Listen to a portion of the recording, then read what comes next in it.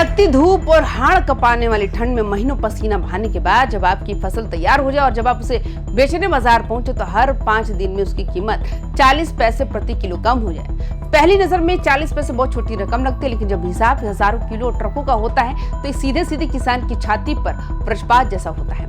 सीमांचल की किशनगंज, ठाकुरगंज, पौआ खाली, टेढ़ा घाट और 76 घाट के मक्का खेतों में खड़ा किसान आज चुपचाप आसमान को देख रहा है। उसकी आंखों में मक्के की पीली चमक नहीं बल्कि भविष्य का अंधेरा साफ दिखाई दे रहा है। आखिर ऐसा क्या हुआ कि गलगलिया का वो रीगल रिसोर्सेज वाला खरीद केंद्र जो कभी इस इलाके के किसानों के लिए लाइफलाइन माना जाता था, आज वही केंद्र किसानों की बर्बादी का सबसे बड़ा गवाह बनता जा रहा है। क्यों अचानक कंपनियां माल देखते ही नाक भौं सिकोड़ने लगी है? क्या ये सिर्फ बाजार का एक सामान्य उतार चढ़ाव है या फिर इसके पीछे कोई बहुत बड़ा कॉर्पोरेट खेल चल रहा है?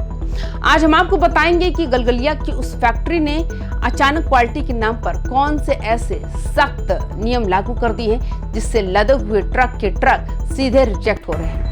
हम बात करेंगे उस 15% नमी यानी मॉइस्चर वाली गणित की जो इस बारिश के मौसम में किसानों के लिए फांसी का फंदा बन चुकी है। क्या जून जुलाई के महीने में ये भाव सुधरेंगे या फिर कर्ज के दलदल में डूबा सीमांचल का ये किसान हमेशा के लिए मक्के की खेती से तौबा कर लेगा? हमारे साथ बने रहिए क्योंकि आज इस जमीनी हकीकत का पूरा सच आपके सामने आने वाला है। नमस्कार, आप देख रहे हैं YBN बिहार झारखंड। मैं हूँ आपके साथ मुदिता त्रिपाठी। मक्के का बाजार वैसे तो पूरे देश के हिसाब से चलता है। सप्लाई ज्यादा हुई तो दाम गिरे, मांग बढ़ी तो दाम चढ़े, लेकिन इस बार सीमांचल के गलगलिया खरीद केंद्र पर जो देखने को मिल रहा है वो सामान्य नहीं। जरा इस क्रोनोलॉजी को गौर से देखिए। पिछले मंगलवार को मक्के का भाव 19.20 रुपए प्रति किलो था। शुक्रवार आया तो घटकर 19.10 रुपए हो गया। रविवार को झटका लगा और भाव सीधे 19 रुपए पर आ गया। रविवार सोमवार होते होते ये 18.90 और अब घटकर 18.80 रुपए प्रति किलो पर पहुंच चुका है। यानी महज 5 दिनों के भीतर सीधे 40 पैसे प्रतिशत किलो की गिरावट। जो किसान इस उम्मीद में अपनी फसल को रोके बैठे थे कि शायद अगले हफ्ते 2 पैसे बेहतर दाम मिल जाएंगे, आज उनके दिलों में ये डर बैठ गया है अगर भाव ऐसे ही गिरते रहे तो लागत निकालना भी नामुमकिन हो जाएगा। इस गिरावट के पीछे का मुख्य कारण ये है कि इस बार पूरे देश में मक्के का उत्पादन बहुत अच्छा हुआ है, जिसकी वजह से बाजार में स्टॉक बहुत ज्यादा है। दूसरे राज्यों से भी सस्ता माल जो है मंडियों में डंप हो रहा है। सीमांचल की मिट्टी और मौसम मक्के के लिए सबसे बेहतरीन माने जाते हैं, इसलिए यहाँ के किसानों ने बड़े पैमाने पर इसकी बुवाई की थी। लेकिन जब नेशनल मार्केट में दबाव बनता है तो उसका सीधा असर हमारे लोकल गलगलिया केंद्र पर देखने को मिलता है, जहां कंपनियां अपना मुनाफा बचाने के लिए लगातार दाम गिरा रही हैं। बात सिर्फ गिरते दामों तक ही सीमित नहीं है। इस बार किसानों के सामने जो सबसे बड़ी दीवार खड़ी की गई है वो है गुणवत्ता यानी क्वालिटी के नियमों की भयंकर सख्ती।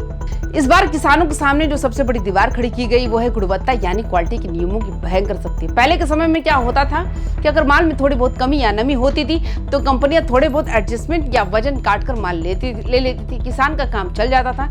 लेकिन अब गलगलिया की फैक्ट्री में जो नए नियम आए हैं उन्होंने छोटे किसानों की कमर तोड़ दी है। नियमों के मुताबिक अगर किसी भी ट्रक या गाड़ी में 24% से ज्यादा BDDI यानी खराब, टूटा या डैमेज दाना निकला तो पूरा का पूरा वाहन सीधे रिजेक्ट कर दिया जाता है। सोचिए, अगर एक बड़े ट्रक में सिर्फ 1 या 2 बोरी मक्का थोड़ा खराब भी निकल जाए तो पूरी की पूरी गाड़ी को शक की नजर से देखा जाता है और बिना सोचे समझे वापस लौटा दिया जाता है। इससे भी ज्यादा घातक नियम है नमी यानी मॉइस्चर का।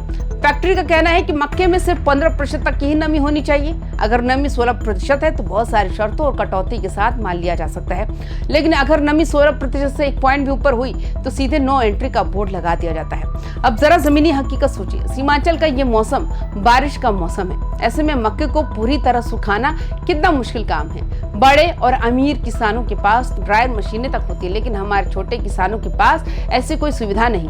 वो मक्के को खेतों में या अपने घर के छोटे से आंगन में सुखाते हैं। आसमान में बादल छाए हैं तो थोड़ी बहुत नमी रह जाना बिल्कुल स्वाभाविक है, लेकिन कॉर्पोरेट की इस कड़क व्यवस्था में इस व्यवहारिक मजबूरी के लिए कोई जगह नहीं है। खेती कोई एक अकेले इंसान का काम नहीं है। सीमांचल में जब मक्के का सीजन आता है तो पूरा का पूरा परिवार सुबह से लेकर शाम तक खेतों में ही गुजार देता है। घर की औरतें, बुजुर्ग और यहाँ तक कि छोटे छोटे बच्चे भी अपनी पढ़ाई लिखाई छोड़कर मक्के की छिलाई और भराई में लग जाते हैं।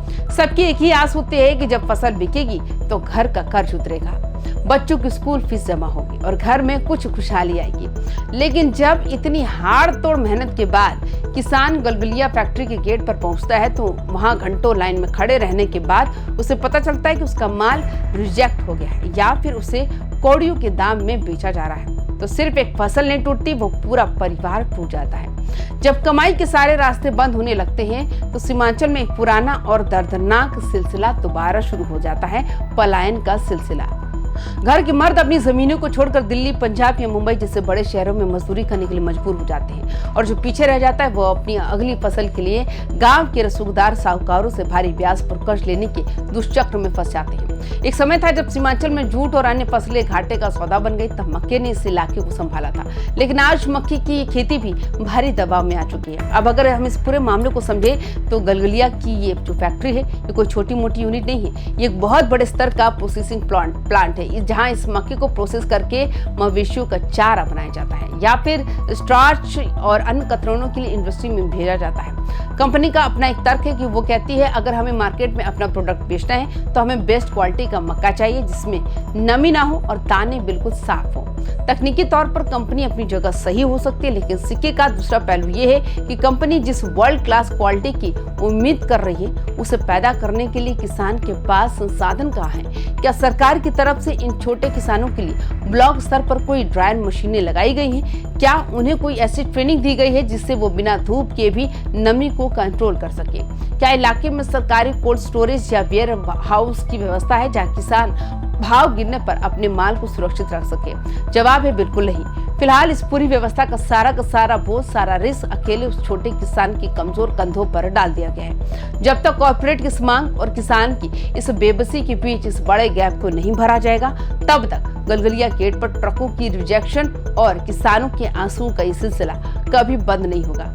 इस पूरी तबाही और बेबसी को देखने के बाद सबसे बड़ा यक्ष प्रश्न यही उठता है कि अब आगे क्या होगा? क्या सीमांचल के इन हजारों किसानों को इसी तरह प्राइवेट कंपनियों के रहमो करम पर छोड़ दिया जाएगा? किसान आज भी एक धुंधली सी उम्मीद लगाए बैठा है। शायद जून के आखिर में या जुलाई की शुरुआत में जब देश के दूसरे हिस्सों में स्टॉक थोड़ा कम होगा तो मांग बढ़ेगी और गलगलिया मंडी में भाव दोबारा सुधरेंगे। लेकिन ये सिर्फ एक अनुमान है, इसकी कोई गारंटी नहीं। परेशान होकर कुछ किसान अब ये सोच रहे हैं कि अगली बार मक्के का रकबा कम कर दिया जाए और किसी दूसरी फसल की तरह शिफ्ट हुआ जाए। लेकिन सवाल वही है कि मक्के के बाद आखिर क्या हुआ? सीमांचल की मिट्टी और यहाँ के पानी के मिजाज के हिसाब से किसानों के पास विकल्प बहुत सीमित है। यहाँ पर सबसे बड़ी जवाबदेही सरकार और हमारे स्थानीय नेताओं की बनती है। क्या मक्के की फसल पर न्यूनतम समर्थन मूल्य का नियम सख्ती से लागू होना चाहिए? सरकार क्यों नहीं अपने प्रोक्योरमेंट सेंटर्स यानी सरकारी खरीद केंद्र खोलती ताकि प्राइवेट कंपनियों की मोनोपोली और मनमानी को तोड़ा जा सके। अगर सरकारी केंद्रों पर सही दाम में मक्के की खरीद होने लगे तो इन कंपनियों को भी मजबूरन किसानों को सही भाव देना पड़ेगा। लंबे समय के समाधान के लिए सरकार को लोकल स्तर पर मक्के की प्रोसेसिंग यूनिट्स लगानी होगी ताकि यहीं पर मक्के का आटा, स्नैक्स या चारा पैकिंग जैसे वैल्यू एडिशन काम हो सके। साथ ही किसानों को कॉर्पोरेट ग्रुप्स बनाने होंगे ताकि वे सामूहिक रूप से छोटे ड्रायर्स और स्टोरेज का इंतजाम कर सके। अगर इस सीजन में भी हमारे किसानों को भारी घाटा हुआ है तो इसका असर सिर्फ खेत तक नहीं रहेगा, पूरे सीमांचल की अर्थव्यवस्था चरमरा जाएगी। मजदूरों को काम नहीं मिलेगा, ट्रांसपोर्टों के चक्के थम जाएंगे और बाजारों के छोटे दुकानदारों की भूनी तक बंद हो जाएगी। हमें इस मुद्दे पर सिर्फ एक खबर की तरह नहीं सोचना बल्कि एक बड़े आर्थिक संकट की तरफ सोचना है। इस पूरे हालत पर आपकी क्या राय है? आप हमें अपनी राय कमेंट बॉक्स में जरूर साझा करें और तमाम खबरों के लिए देखते रहिए YBN बिहार झारखंड। नमस्कार।